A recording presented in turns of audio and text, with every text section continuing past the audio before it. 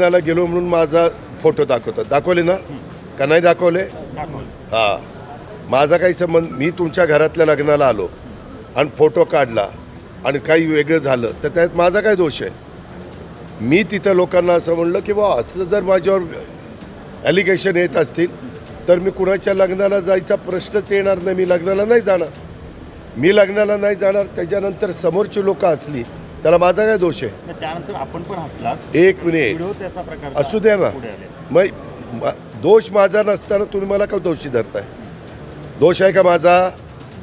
ज्यांच्या घरातल्या मुलीचं हे झालंय, कसपटेंच्या वडिलांना विचारलं की अजित पवार कशा विचारायचे आहेत आणि काय, आणि काल ते माझ्याशीच बोलले.